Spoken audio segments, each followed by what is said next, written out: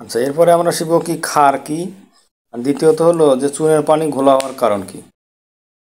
অনেক ইম্পর্টেন্ট, দুইটা কোশ্চেনই অনেক ইম্পর্টেন্ট।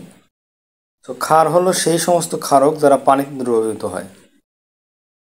তাহলে যেটা পানিতে দ্রবীভূত হয় সেটা কি? ক্ষার। তো ক্ষার হলো সেই সমস্ত ক্ষারক যারা পানিতে দ্রবীভূত হয়। এরপর আসবো আমরা চুনের পানি ঘোলা হওয়ার কারণ কি। আচ্ছা,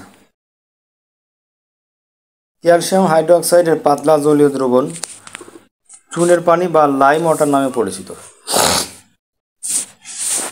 তাইলে কি ক্যালসিয়াম হাইড্রোক্সাইডের পাতলা জলীয় দ্রবণের নামই কি? চুনের পানি বা লাইম ওয়াটার।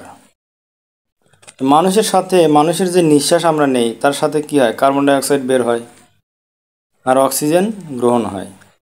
মানে আমরা যখন নিঃশ্বাস ত্যাগ করি তখন কার্বন ডাই অক্সাইড বের হয়ে যায়, আর যখন নিঃশ্বাস গ্রহণ করি তখন অক্সিজেন গ্রহণ করি।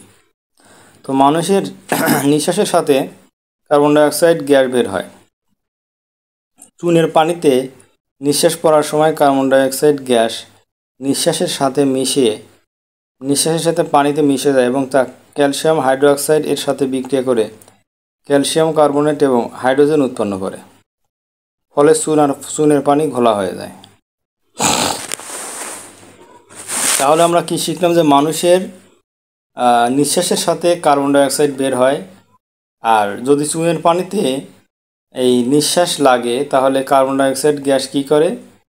এই পানিতে মিশে যায় এবং তা ক্যালসিয়াম হাইড্রোক্সাইডের সাথে বিক্রিয়া করে ক্যালসিয়াম কার্বনেট এবং হাইড্রোজেন উৎপন্ন করে।